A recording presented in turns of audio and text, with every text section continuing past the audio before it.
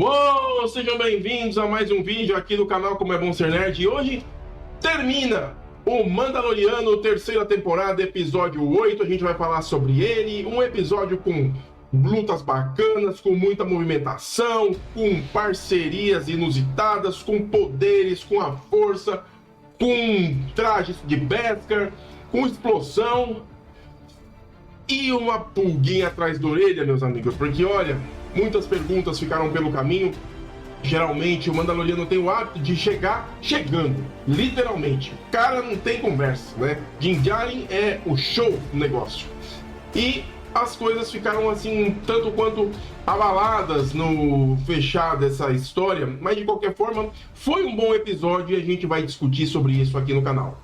Bom, se você está chegando aqui agora, seja mais que bem-vindo. Meu nome é Alex Fear, esse aqui é o canal Como é Bom Ser Nerd. Aqui a gente fala de quadrinhos, fala de série, fala de cinema, fala de tudo que a gente gosta dentro desse universo fantástico dos quadrinhos para as telas. Se você não é inscrito, aproveite, deixa aqui embaixo a sua inscrição no canal, dá um clique aí no sininho para ativar as notificações e receber avisos sempre que tiver vídeo novo por aqui. Visite as nossas redes sociais e por lá o assunto sempre começa antes de falarmos alguma coisa aqui. Claro, compartilhe o vídeo com seus amigos, deixe um like, comente, porque, cara, este episódio, ele empolga, vou dizer pra vocês, ele empolga porque ele já começa com base no que aconteceu no anterior. O episódio que fala dos espiões vem aí justamente no momento em que o Moff Gideon cerca os Mandalorianos lá no seu covil em Mandalor, e ele acaba matando o Paz Vizsla, ele consegue prender o Din Djarin, ele afugenta a Bo-Katan Kryze com o sabre negro, Cara, ele faz um estardalhaço.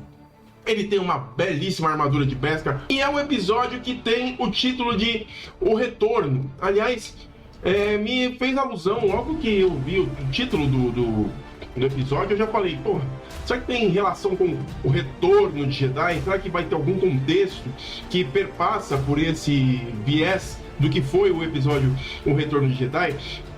Tem assim lá uma certa ligação, até porque no Retorno de Jedi a gente tem o Luke Skywalker, depois de ter controlado uma boa parte da força, de ter passado por chagas que o próprio pai dele passou, de ter perdido a mão, de, enfim, tá entrando na doutrina, ter as suas crises, ter as suas dúvidas, de quase ter caído pro lado negro da força e tudo mais, e uma série de idas e vindas. E nesse episódio a gente tem algo um pouco parecido, né? O Din Djarin tá lá preso e tudo mais, e ele mostra que veio.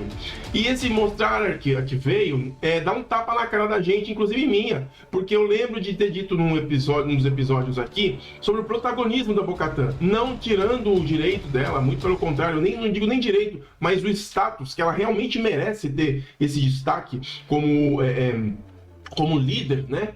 E o Din Djarin, que é o cara que praticamente trouxe todo esse universo pra gente desde lá da primeira temporada, de repente ficando de lado, dá-se a entender o porquê, porque cada um tem o seu protagonismo e claro, ele volta com tudo nesse episódio, mostrando lutas incríveis. Aliás, nesse momento que eu tô falando aqui, ele tá sendo preso, sendo levado lá pro Moff Gideon, ele tá amarrado e ele consegue lutar contra os Dark Troopers com a sua habilidade e tudo mais. É muito bacana a gente ver como que foi dirigida as coreografias de luta, e assim, é de algo de se valorizar, porque os caras usam roupas que são realmente incômodas para se movimentar. Tem algumas ombreiras metálicas, tem todo aquele detalhe no peito, o capacete, as botas, as proteções nas coxas e tudo mais. É algo assim difícil de lidar com isso na cena, e ele consegue fazer isso muito bem. Cara, o Din Djarin, ele volta a ser o protagonista da série, ele volta a ter o seu destaque de Mandaloriano do começo. E o legal é que ele tem não só esse momento de luta, mas ele também conta com a parceria de Grogu, que vem vestido, bem trajado ali no seu exotraje de IG-12, e ele interage na luta contra os Dark Troopers que estão ali usando as armaduras de Beskar. Muito bacana a gente ver como isso acontece. E o legal também nessa cena, que eu quero destacar, é como o Din Djarin começa a dar valor para droids, e ele usa o RD-5, se eu não me engano, e ele usa as habilidades do RD5 que está lá na superfície de Mandalore, e ele pede para que o RD acesse o mainframe de toda a estrutura que o Moff Gideon construiu ali, justamente para achá-lo e o Din Djarin ter a oportunidade de surpreendê-lo e assim sucumbir o seu, assim destruir o seu algoz. E é legal que esse droid nos remete muito para o que o R2-D2 clássico dos filmes de Star Wars está sempre fazendo, que é interagindo nos sistemas internos de grandes estruturas, e ele faz isso, e aparece aqueles droidzinhos dedo duro, que sempre estão nos filmes de Star Wars, que parecem uma caixinha de sapato, que ficam ali pentelhando e tudo mais, aparecem esses droidzinhos, e a interação desse droid é tão importante, e visualmente, onde ele interage, lembra bastante o momento de Ameaça Fantasma, quando o Darth Maul luta contra o Obi-Wan Kenobi depois do Darth Maul ter matado lá o mestre do Obi-Wan. E é legal que são camadas de laser que são como se fossem muralhas que protegem o caminho até chegar no covil de Moff Gideon. E o Din Djarin pede para que o droid destrave todas essas bases, todas essas barreiras. E o legal, cara, é que ali você vê efetivamente quem é Din Djarin na sua habilidade, e isso é incrível de ver, isso traz de volta aquela essência que ficou deixando o pobre Din Djarin, entre aspas, passivo, mediante ao crescimento de Bo-Katan. Não que isso, como eu já disse bem claramente, não é um problema. A Bo-Katan está crescendo. Aliás, o crescimento dela é justo, porque ela tem sim o intuito, a força, a energia para ser a grande Mandalore. Ela lidera de verdade. Cara, as lutas em que a Bo-Katan está envolvida, são uma das primeiras, inclusive, é quando os Mandalorianos estão ali, ela e o grupo dela estão tentando, de uma certa forma, fugir dessa guarda do Moff Gideon, e eles são levados junto com o grupo remanescente que sobreviveu em Mandalore, e mostra para ela que nos subterrâneos, em alguns lugares da cidade, existe ainda uma vegetação, algo possível de fazer com que o planeta volte a ter o vigor que tinha antes das noites do Purgo, da Guerra do Purgo. E é legal que ela vê esperança em algo que está totalmente cristalizado, que é como o planeta ficou. Metaforicamente, ele ficou cristalizado depois das bombas e de tudo que aconteceu, né? E ele fica cristalizado também no sentido de duro, fechado, esquecido, morto.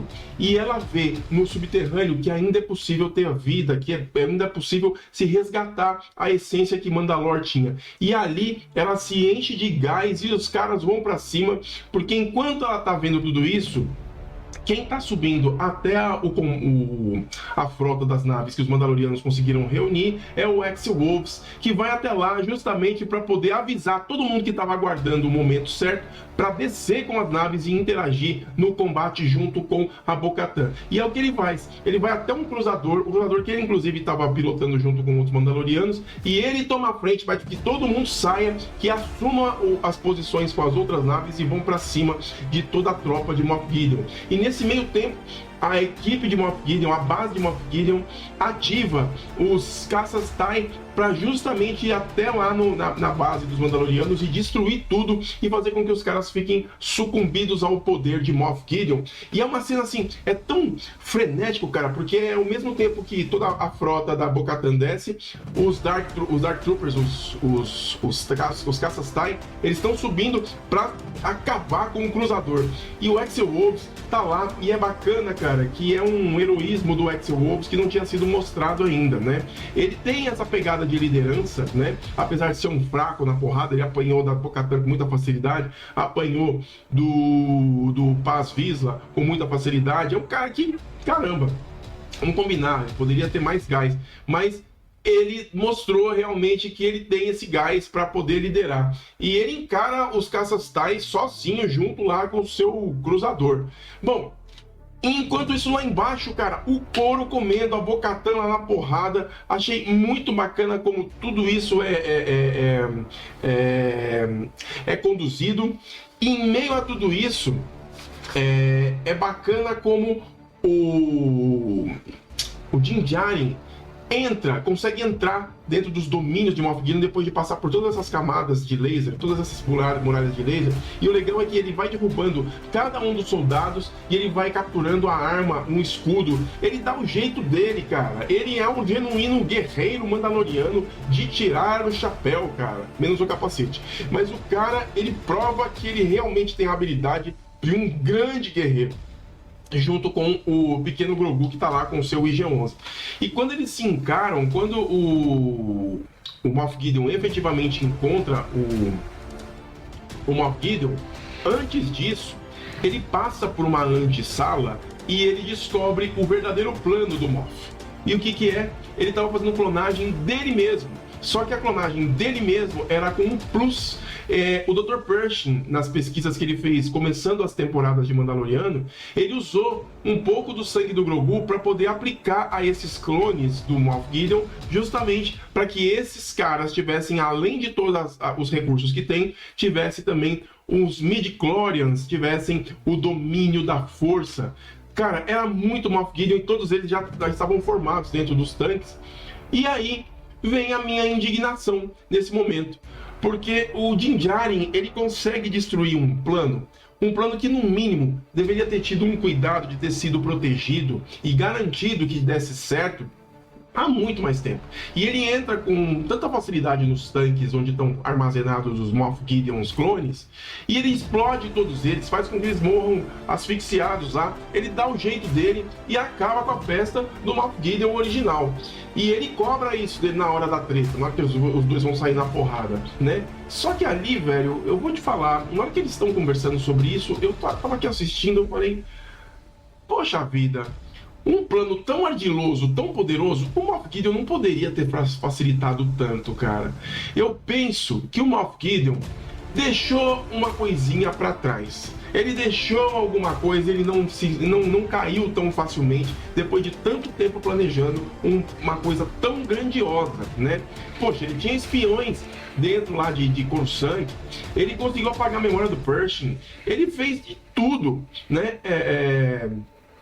Então, assim, é algo que fica no ar no que diz respeito ao tamanho do poder que esse cara tem, o tamanho da influência que ele tem, o quão preparado ele é para poder passar por cima de tudo isso. Poxa, ele construiu uma base dentro de Mandalore, ele conseguiu explorar Metal Beskar, criou uma armada com uniformes de Beskar. Poxa vida, como é que o cara cai tão fácil numa única passagem do Din Djarin? Tá certo que o Din Djarin, ele é muito astuto, é um cara muito ligeiro, ele consegue as coisas com muita facilidade e ele é muito ousado, mas eu acho muito fácil, achei muito fácil resolver desse jeito. Bom, a luta dos dois segue adiante, é uma luta ferrenha, como eu sempre costumo dizer aqui no canal, pesada, os caras realmente dão sangue, e assim, a gente percebe que essa luta é ou tudo ou nada, tanto que o pequeno Grogu vai ajudar. E o que motiva a gente, o que me empolgou nessa cena é que o Grogu acaba sendo cercado pelos 3 guardas pretorianos que assassinaram o Paz Vizsla no episódio anterior, e eles levam ele para dentro de uma sala e estão prontos para acabar com ele. Cortam a cabeça do IG-11, cortam o braço, deixam o exotraje dele totalmente destruído, mas o Grogu se mantém firme. Enquanto isso, quem fica pilhado vendo tudo aquilo acontecer sem poder fazer nada é o Din Djarin, que se motiva para ir ainda mais com força em cima do Moff Gideon. Eu queria ressaltar a atuação do pequeno Grogu nessa cena, que é muito os exercícios que o Luke Skywalker ensinou para ele e que o próprio Luke Skywalker aprendeu com o mestre Yoda, né? Que é aquela questão dos saltos, que é aquela questão acrobática e tudo mais, e ele mostra isso muito bem. E cara, não tem pra ninguém, ele acaba com a guarda pretoriana com aquele tamanhozinho, cara. É muito bacana você ver que o personagem Grogu do começo da temporada, que quando fazia todo o esforço para usar a força e acabava dormindo, agora o cara tá indo mais longe. A gente vê que ele tá realmente se solidificando naquilo que ele nasceu para ser, um grande guerreiro com dons mandalorianos e dons Jedi. Ele está se tornando uma coisa gigantesca, apesar do tamanho não ser exatamente isso. Enquanto isso, quem vem ao auxílio de Din Djarin é A Bo-Katan Kryze, que vê aquela luta dos dois, não vendo que o pobre Din Djarin não tá dando conta, e ela assume a porradaria lá com o Moff Gideon, enquanto o Din Djarin vai tentar lá ajudar o pequeno Grogu em um outro momento. E é engraçado, cara, que a Bo-Katan, depois de tudo que ela passou, ela tava motivada, cara. Ela tava motivada. Ela tava com o Darksaber. E eles lutam, ele com uma espécie de lança com a ponta laser e ela com o sabre negro. E, cara, você vê que o Moff Gideon tava por cima, ele tava mais forte. Eu não sei se aquela força toda que ele tinha demonstrado ali vinha por conta da armadura que ele tava usando, se tinha alguns transistores que potencializavam o poder dele. Eu acredito que seja isso, né? Porque muito de graça, o Moff Gideon não é um cara de força, é um cara de inteligência bélica. E ali ele tava muito forte. Tão forte que num determinado momento ele segura a mão da Bo-Katan pedindo o sabre negro, ela não dá, e o que ele faz? Ele destrói o sabre negro, o símbolo maior de força de Mandalore, e ele deixa isso destruído. Bo-Katan não tem o que fazer, ela fica ali estarrecida vendo que o símbolo de tantos anos, de tantas décadas, destruído em um segundo. E cara, é nessa hora que o Din Djarin entra para ajudar a Bo-Katan, eles se revezam na luta, eles dão o jeito deles, o pequeno Grogu vem também, é uma confusão. Só que enquanto isso, lá do céu, Axel Wolves vem descendo depois de destruir todos os TIE Fighters sozinho, usando o seu cruzador. Só que o cruzador já vem caindo, assim, com tudo pegando fogo, numa daquelas cenas incríveis de Star Wars, só que agora nesse cenário caótico de Mandalore, e ele cai exatamente na fenda onde está a base de Moff Gideon. E é legal essa cena porque o Moff Gideon praticamente perdeu a luta. Ele perdeu, ele tá ali de canto, ele tomou um pau dos três. E nesse momento a nave cai numa cena linda, que aquelas labaredas da nave incandescente dominam o deck, onde está todo mundo ali, e Moff Gideon é consumido completamente pelas chamas, e ali essas chamas obviamente vão para cima também do Din Djarin, do pequeno Grogu e da Bo-Katan Kryze. Só que aí, que mais uma vez, de uma forma inesperada, o pequeno Grogu usa a força e, igualzinho ele fez na primeira temporada, ele controla o fogo. Eu disse isso uma vez para vocês, eu disse no episódio anterior e no penúltimo, sobre esse poder que ele tem, né, de controlar, de fazer levitar os animais, de dominar. Ele dominou um Rancor lá no livro de Boba Fett. Poxa vida, o Rancor tava lá no Retorno de Jedi devorando as criaturas e tudo mais, e ele domina um Rancor inteiro, cara. E ali, nesse episódio, ele cria ali aquela redoma de poder da força, e eles não são queimados com aquelas labaredas intensas, incandescentes, e ficam ali vislumbrando o tamanho do poder de uma criatura que não tem tamanho. É muito bacana como tudo isso é apontado. Eu queria ressaltar que as cenas de luta mandalorianas lembram bastante um fechamento, um crossover estilo Vingadores Ultimato. É aquela coisa dos Dark Troopers contra eles, tudo isso em voo. É bonito de ver como os efeitos especiais com relação às jetpacks foram muito bem caprichados. Deram um outro gás, deram um outro destaque para a batalha, para a grande batalha dos Mandalorianos contra a guarda imperial que estava ali. Aí, como que vai seguindo o episódio? No final, cara... bom, já deu pra ver que o episódio tem bastante gás, né? Vocês viram que é muita luta, muita coisa bacana acontecendo e tudo mais. E a gente vai pro fechamento. O fechamento é a Bo-Katan Kryze junto com a Armeira, que não é uma espiã. A Armeira não é uma espiã, como muita gente especulou. Aliás, eu nem especulei isso, eu fiquei cabreiro, inclusive, dela não ter ficado para fazer funcionar a Grande Forja, mas ela foi depois. Ela se preocupou então em salvar o seu povo primeiro, para depois ter a honra de estar lá na reabertura, no reacendimento, né, da Grande Forja. E ela dá essa honra para acender a Grande Forja para Bo-Katan Kryze. É uma cena linda, você vê todos os Mandalorianos batendo lá os seus gadgets, fazendo aquele som bonito, né, de Beskar, comemorando o renascimento de uma nação que foi destruída pelo ódio, e ali eles são renascidos pelas mãos de alguém que lutou ferrenhamente por todos eles, que foi Bo-Katan Kryze. Muito bonita a cena, a escala, aquela coisa gigante, a forja deles, inclusive, é muito bonito. Parecem 2, 3 turbinas que ficam ali acesas o tempo todo para poder forjar toda e qualquer arma, ou escudo, ou capacete de Mandaloriano, qualquer coisa que simbolize a honra e a verdade da doutrina daquela nação. E enquanto isso, Din Djarin vai até as águas vivas de Mandalor, e eu achei muito bacana como esta parte ela é bem mostrada, porque simboliza realmente um renascimento da nação. E por que eu estou falando isso? Porque quem está sendo batizado ali nas águas vivas de Mandalor é o pequeno Ragnar, o filho do falecido Paz Vizsla. E assim ele faz o juramento finalmente. Agora sim, ele não vai tomar mais aquela bronca que ele tomou no episódio 4, se eu não me engano, quando o pai dele diz para ele que ele não deve falar daquilo que não se sabe, quando ele foi muito grosseiro com o Grogu no momento em que eles foram fazer o primeiro teste com os dardos. E ali a gente vê que esse garoto agora finalmente passa por uma fase de amadurecimento e se torna um algo mais, algo que vai ecoar nas canções mandalorianas, vai continuar a missão de seu pai, Paz Vizsla.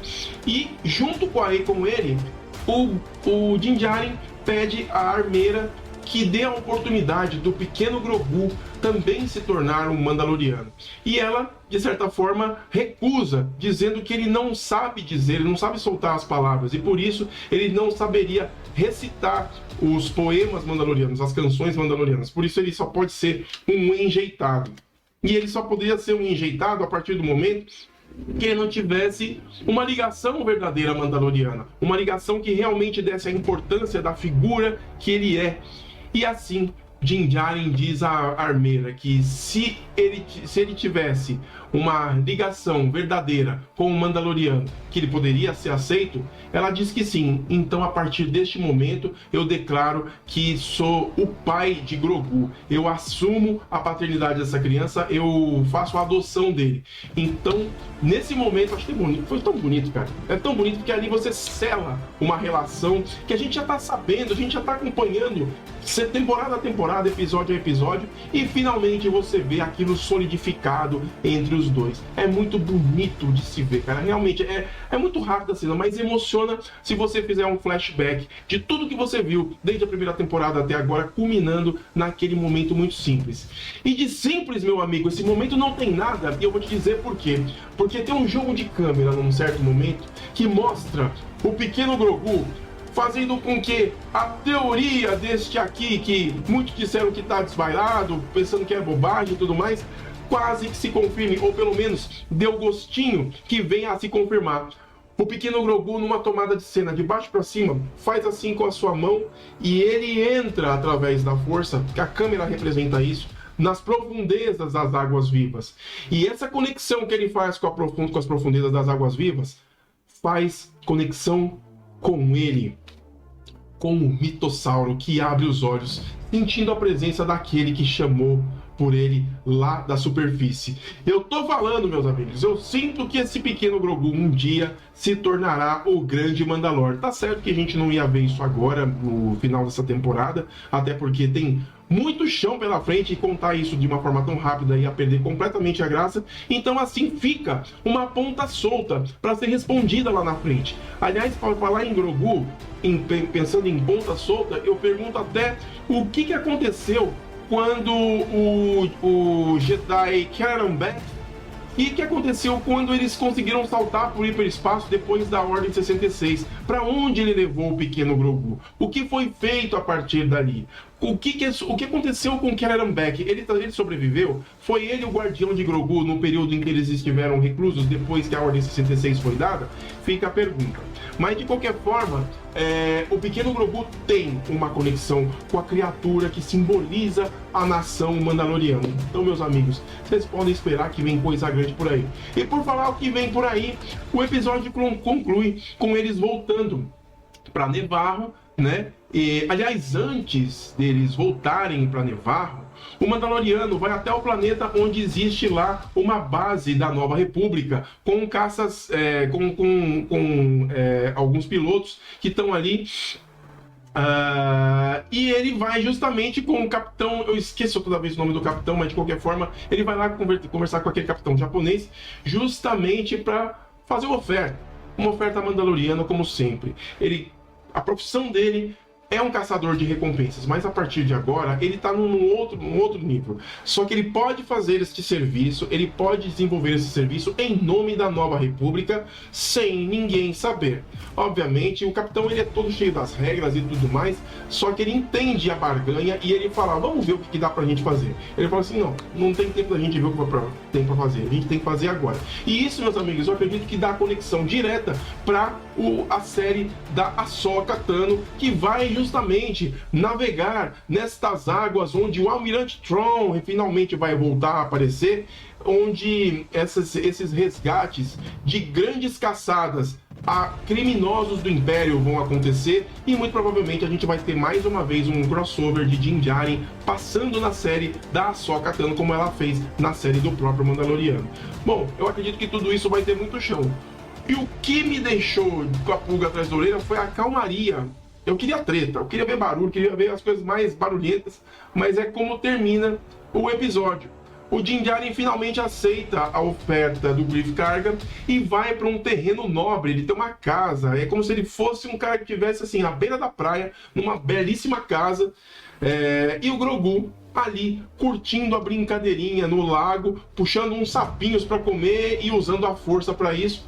E assim se encerra o episódio. Morno. Talvez eu esteja sendo um tanto quanto exigente demais pro formato que foi entregue, porque eu entendo que a série ela não pode se resolver agora, principalmente com o tamanho dos eventos que estão por vir. Acabamos de falar de Ahsoka, vai ter muita coisa que vai ser colocada ali. Só que ficou a pergunta, né? O que aconteceu? Se realmente o Moff Gideon faleceu? Porque, cara, ele tá com uma armadura de Beskar, foi consumido pelo fogo, mas poderia sair muito bem dali. Muito bem, sem problema nenhum. Por que foi tão fácil destruir esses clones? Será que não sobrou um clone do Moff Gideon que tem os midi-chlorians, que tem a força em si? Ele não pode ter deixado toda essa pesquisa, toda essa história ter caído por terra num momento tão frágil dali do episódio. Enfim, tem tantas coisas pelo caminho. O episódio 8, ele é interessante, mas deixa perguntas. O que vai ser dos personagens a partir daqui? Bom, meus amigos, eu acho que eu fui ou exigente demais, ou eu acho que eu fui muito injusto com a série. Mas, de qualquer forma, essas partes me deixaram um pouco enfraquecido na crença do que eu vi desde o começo. Mas, de qualquer forma, Mandaloriano chega ao final, deixando os caminhos abertos para grandes aventuras e grandes crossovers que o universo de Star Wars está proposto para fazer a partir daqui.